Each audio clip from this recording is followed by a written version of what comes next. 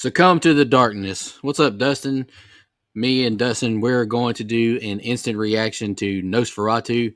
And we're just going to go ahead and give a spoiler or warning off the rip. Once we do our general thoughts, we're probably going to talk some spoilers. So if you haven't seen it, turn it off in the next few minutes because we're going to talk a little bit of spoilers.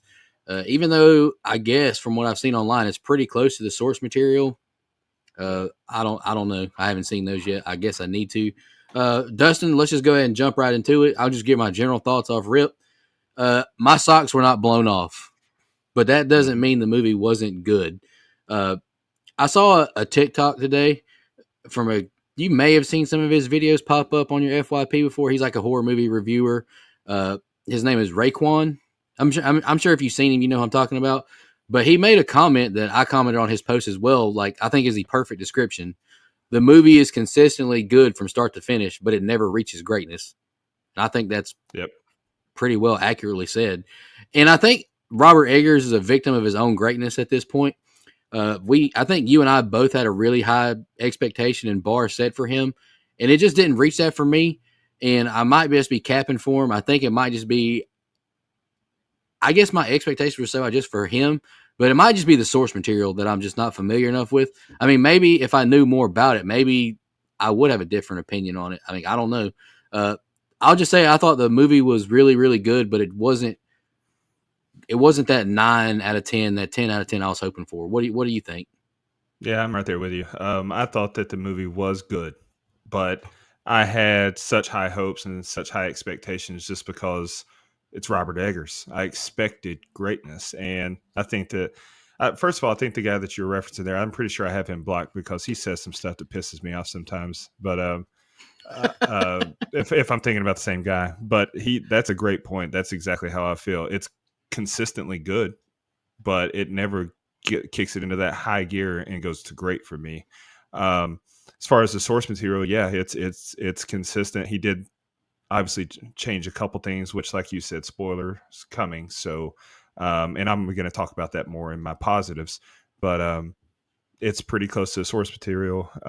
I think it's a good movie. I was hoping that 4 to 4.5, maybe even a 5 on Letterboxd feel, and it never touched 4 for me. So I ended up rating it a 3.5 out of 5. Still a fine movie. I mean, that's a 7 out of 10.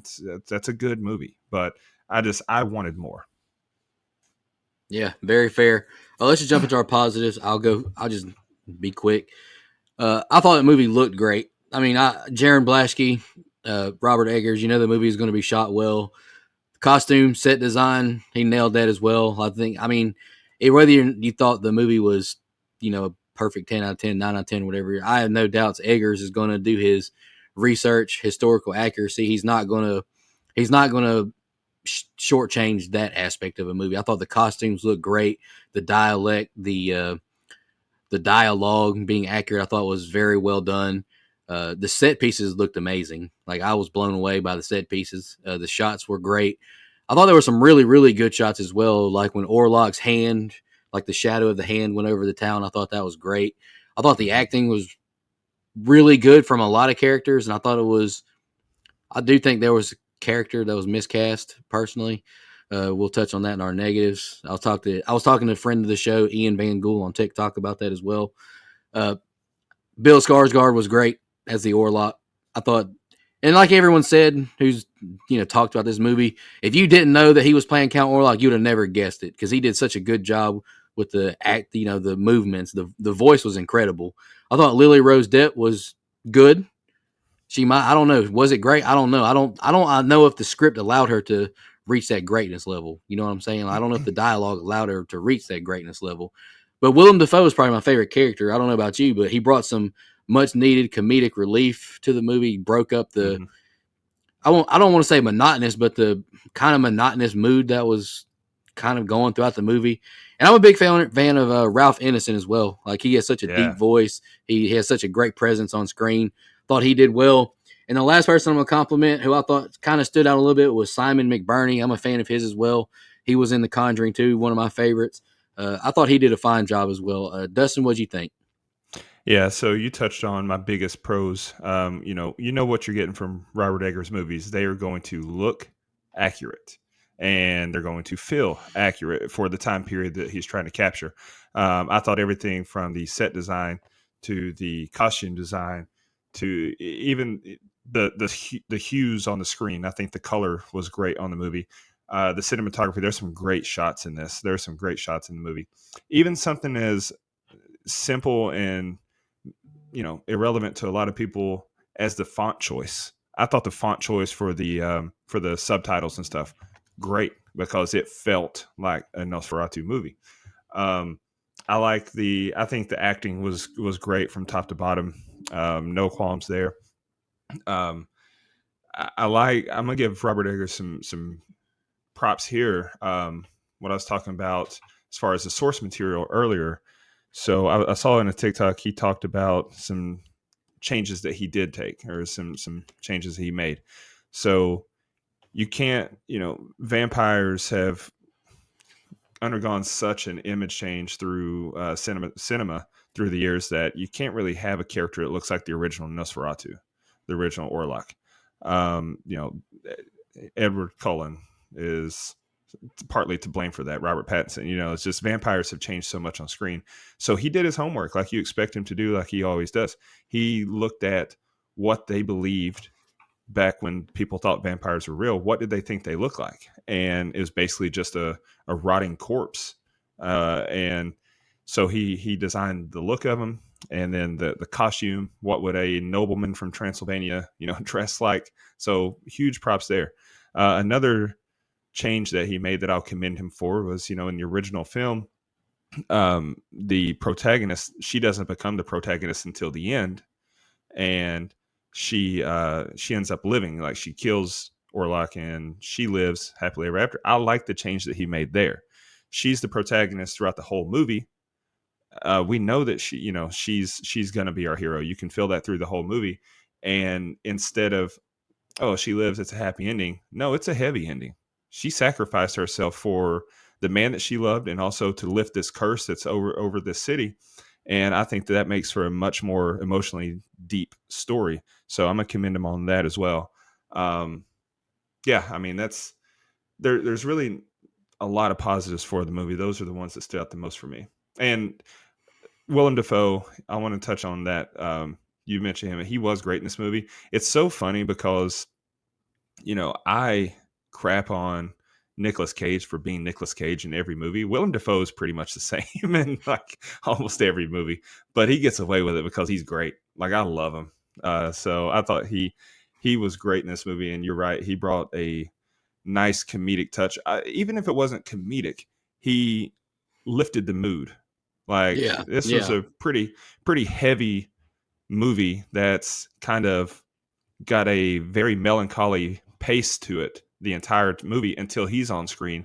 Then he's more energetic. He brings more charisma, and I know that it's written that way and he was directed that way, but I don't know how many people could have pulled it off like him. So big ups to Willem Dafoe. yeah. I'm glad you brought up that end scene. I think that end scene is kind of what saved the. I don't want to say saved the movie for me, but kind of secured that. I gave. Like, I'm leaning towards like a 4 out of 5, and I know it sounds bad. It's like I'm disappointed with a 4 out of 5. I guess I was hoping for like that 9.5, 10 Hmm. range for him. But I thought that ending scene was really powerful. Like it was really shot well. The light hitting, Count Orlok, and then what's his name, Thomas Hutter. Nicholas Holt's character running in, seeing his wife dead with Orlok on top. I thought that was a really powerful scene. The score was great. Uh, I thought that scene was fantastic. It was so well done. Hmm. Yeah, for sure. But we can jump into our negatives now. I'll go first. And honestly, the biggest negative to me, you see this GIF right here? All I Hmm. could see with Count Orlok when I saw that mustache was this GIF the whole movie.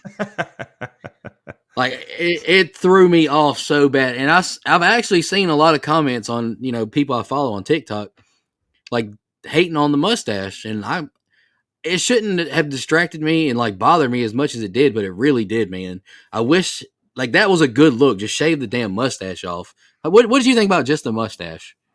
So, for those who are listening and won't be seeing this video, the GIF he just showed was the soccer manager that's like basically giving a big oof, and so Yeah, You've probably seen that GIF online, but the mustache didn't really bother me. You know who Orlok reminded me of though was he looked like, if you've seen Harold and Kumar Go to White Castle, he looked like Freak Show. And I don't know, you haven't seen that movie, have you? Mm-hmm. Okay. So he looked like Freak Show, who is Christopher Maloney from Law and Order. He's under a lot of prosthetics and makeup. That's who he looked like to me. So I couldn't unsee that. I don't have a problem with Yeah. the mustache, though. I mean, I'm rocking a mustache right now. No, that's fine. I don't know, like, but like I know I've never seen the original Nosferatu, but like his face and like there's no facial hair. Like I really wish they would have just left it with no beard, like no mustache, because even like I mean Willem Dafoe's character had a mustache and all that, but like Innocent's character really didn't. Simon McBurney, like they just had mostly like the sideburn kind of facial hair. I don't know, it just didn't work for me on that. I wish I Yeah, would have saw like Friedrich a did. clean, Friedrich yeah, yeah, had the Aaron, goatee. Yeah. yeah, Aaron Taylor, yep. Aaron Taylor And Johnson. Yeah. speaking of him, I don't. His character was did nothing for me. Mm. Friend of the show, Ian Van Gool, commented that him and Nicholas Holt were miscast in their characters. I personally Mm. thought Nicholas Holt did a fine job. I thought he did a great job, actually. I think he's a great actor. Like, he's been on a hell of a run, too. Like, we Yep. talk about, like, other people, but man, what, Renfield recently, Juror number Juror number two. 2. I thought he was great in Juror number He was two. I he thought he was was he was great in The Menu. the menu. The menu's another one that gets slept on. He was a dickhead in the menu, but he was great in it. Yeah. I thought he was great in this movie too, but Aaron Taylor Johnson's character was just flat as can be for me. I don't know if it was him or if it was just the character, like the way it was written. I don't know. You tell me. You've seen more Aaron Taylor Johnson than me, I'm sure. I'm sure you're going to go see that well received movie Craven. Yeah, I am actually. I should have already seen it, but I'm just in no hurry to see it. And also, we can't give props to Nicholas Holt without shouting out Warm Bodies. I love that one. But Aaron Taylor Johnson, to me, I think that for him to be in the position he was, like he's someone that this couple is relying on. He's in a position of power. I know that people, ascend to positions of power at young ages. I think his character should have been older, though. I think his character should have been a much older man, like an aunt and uncle to Nicholas Holton and his wife there, because it really just made our main characters, it made them seem weaker to me. Like I had no faith in them to pull this off because like you're relying on people that's your age to support you. Mm-hmm.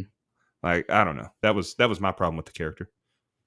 Yeah, and I'm a huge fan of Robert Eggers' first two movies, The Witch and The Lighthouse. Uh, I think both of those movies are damn near perfect. Honestly, I know you weren't the biggest fan of The Lighthouse, but to me, what makes those two movies so good is the atmosphere it builds. Like you Hmm. feel like I genuinely felt creeped out watching The Witch. I genuinely felt like I was losing my damn mind watching The Lighthouse. Like he built that atmosphere so well. And Yeah, I know this movie is more mainstream, and I think that might be the issue. Like yeah, I think so. like the atmosphere just wasn't like it's like I want to feel like I'm at risk from Orlok getting me. Like I want to feel like at risk of like the plague and those rats getting me as well. And it just Hmm. wasn't there. And I don't know. Is it the source material? I don't think it's Egger's fault. Like, what do you think? And Well, my next biggest issue is I'll touch on that next. I just want to hear your thoughts on the atmosphere. yeah, I'm glad you said it because that I feel that way as well. I didn't feel the tension that I should have felt. I didn't even the jump scares didn't even bother me. Like, and as far as the source material, I mean, he changed things. He changed the ending of the movie. He changed the look of Orlok. He could have changed that too. He could have done something to make it more, oh no, like more ominous feeling. So I think you're right. I think that he this is more of a mainstream story. It's a story that's been told before. He didn't have the freedom to truly write his own stories using an existing character. I think that kind of pigeonholed him a little bit into taking less creative chances that really have helped his movies in the other two that you mentioned there. Yeah, and I'm sure. I mean, you've sent me some TikToks of him talking, but just listen to him from in the past before like this movie was even in the works. Like he says this is the movie that really got him into it. You know what I'm saying?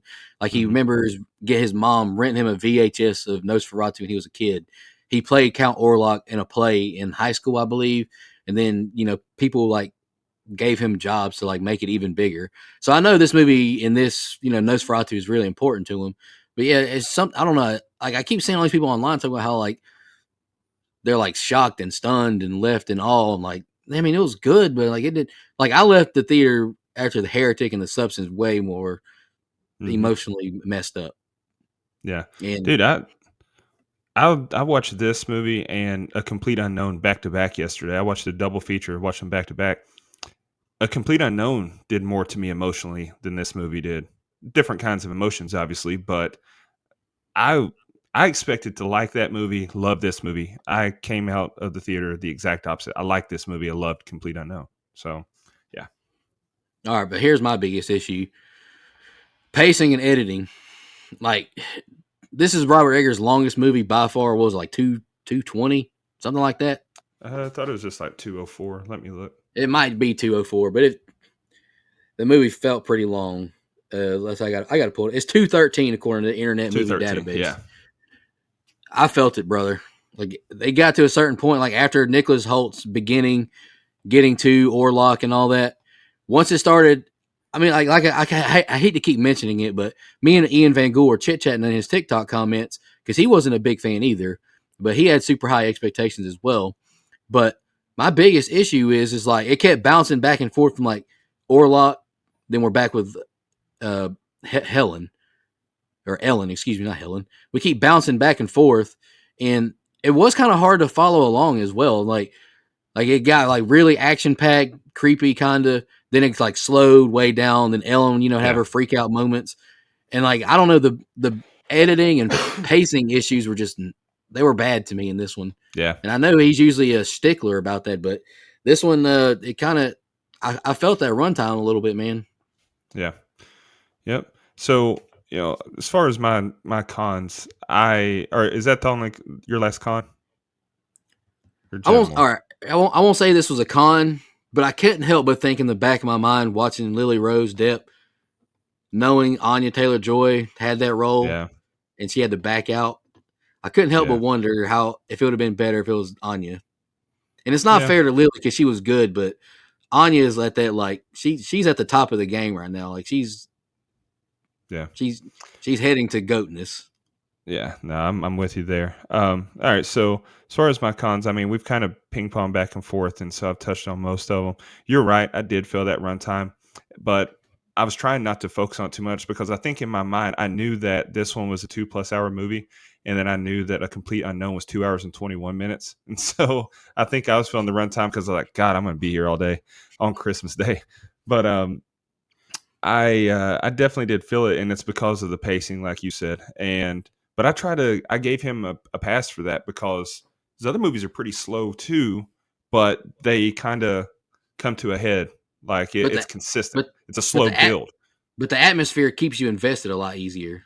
Yeah, yeah. The atmosphere does, but also what I'm saying is it's a slow build. Like you're building to something, and then it happens. This movie is like we're building, and then boom, here's something, then we're slowing back down, and then like you were saying there, so that hampered it some. A big con that I have is just because I just was kind of tilted my head in disbelief.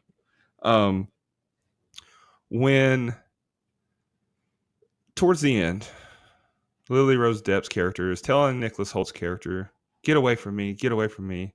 You can never please me like him." And then they have a random sex scene. It's like what? What? It was just there. Like it didn't add anything. And to me, it felt out of place because she's having this existential crisis. Like my world's falling apart. This is all my fault. And he's like, "No, I love you. I love you." And then she's like, "Get away from me. He's so much better than you." Okay, let's do it. And if that would have been done, and then we saw like we cut to Orlok and he senses that that's happening and that infuriates him or something, that's fine. That serves a purpose. But she was like, she said, "Let him see us." Did he see him? Does he even know what she's doing? Because also in some other Dracula and vampire movies, it's assumed or explicitly stated that the vampire or Dracula know, like they can read minds, they can sense things. This one, and I haven't seen the original Nosferatu in a long time, so I can't remember. But would he not know that there was a plan afoot and that she was going to trap him and trick him? And if not, if he can't sense her and read her mind like that and everything, because he can communicate through her dreams apparently. So make up your mind here. Then why was she saying let him see us? Would she think he's standing outside the window? Like, I don't know. There was some It's a inconsistency. great point. It's a great point Yeah. So because that's he's deemed yeah. like all knowing, and he's not Yeah. like it's not portrayed like he's just a regular vampire, like in Lost Boys or whatever. Like when they go in that cave and they're Hmm. hanging upside down and they kill the one because they don't know they're there. Like Yeah. when Thomas Hutter like moves the top of the coffin over, like he catches the Yeah. what was it, He like the catches the pickaxe or whatever. pickaxe. It's Yeah. like he knows what's going on. Like he's all knowing, all powerful, controlling all of it. It's like what's going on? Like you didn't know that this shit was happening. And Yeah. like So that sex scene was weird, like because it was yeah. like is she possessed? Like because at the beginning they kind of show her possessed, and maybe I just need another rewatch and know what I'm getting myself into more. I don't know, Well, but it's not. It's re- like she's demon possessed, but not demon possessed. Like I don't know. well, right, real quick too. In that same scene, like right before that happens, when she's going around the room and having her meltdown and talking, she starts convulsing, and it was funny. I'm sorry, the way she was shaking while she was talking, it was funny to me. I I laughed, and several other people in the theater laughed too, because it didn't look like she was raging, if that's what they were trying to convey. It didn't look like she was possessed. It just looked like she looked like Hulk Hogan hulking up before he hits the three punches, big boot and leg drop. Like, what are we doing here? Yeah, that's what I'm saying. I don't know. It's like maybe if Anya was there, who knows? Like Yeah, I don't know but if I Anya but could I have done it gotta better. I don't either, because Lily. I don't have an issue at all with Lily Rose Depp. I'm not putting it on her, because if she did something that was lackluster, who's it on to say like, no, let's do that again until we get it right, till it looks better? It's on Robert Eggers. So that whole convulsing prance around the room, I'm putting that's at the feet of Robert Eggers. I didn't like that. Yeah, because I mean, I've listened to countless interviews with him, and he's very, very particular, very He's a anal with perfectionist. that. Yeah, Yeah. I mean, like I listened to an interview with Bill Skarsgård about his role as Count Orlok. Like he would send Eggers like clips of him like reading the lines and all that, and he would tell him that was good, but I want you to put more emphasis on one consonant in a word. So he is very particular about how everything is done, and I don't know. His first two movies were really small and contained. You know, limited characters, limited like area, and he gets a lot of grief for the Northman. I thought the Northman was fine, but I need a rewatch of it for sure. Uh, Hmm. maybe maybe he's just better with small confined movies. Like I don't know. Yeah, that's a good point. I'm not doubting his greatness because I do think he's legitimately great. Like I ranked him as my number 2 director I'd love to have on our show, and he's honestly right up there with James. When I think he's fantastic. I mean, I would be intimidated interviewing him because I feel like he's way smarter than I am. But I don't know. Maybe it was just he was taking on his idol movie, and maybe we just got the best of him a little bit. Maybe it Yeah. was just too much. Well, maybe we're just holding him to higher standards than a lot of people, because I have seen a lot of praise for this movie, and I do understand it. I get it. I think this is going to be probably his biggest hit as far as box office. It already So is opening weekend yeah, wise. It already is. yeah, yeah. So I think this is going to be his biggest commercial hit. I think it's like when your favorite indie band has their first radio hit. You're like, oh, I liked them before they were mainstream and cool. Maybe that's what's happening here. Don't sell out, Robert. Yeah. No, and you know, as critical as we're being, like we're still giving the movie like a 7, 5, and 8. Yeah, It's yeah, not like we're giving like a 4. It's like what happened, you know? yeah, yeah. That It's just not speaks volumes to how good he is. it's not like his Bo is afraid, you know.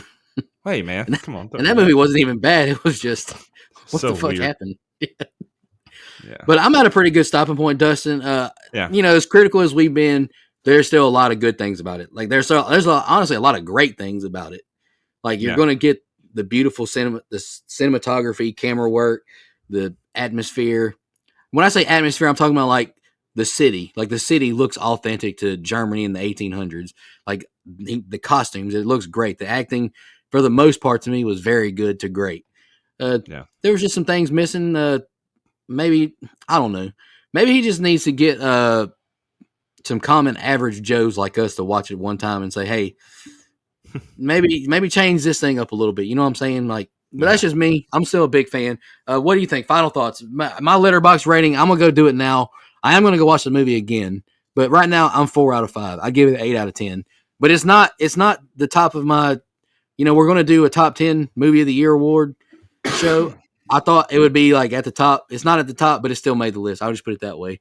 What do you think, Dustin? Yeah, I gave it a 3.5 out of 5 on Letterboxd. Maybe I could benefit from another rewatch, but I don't think so. I think it's a fine movie.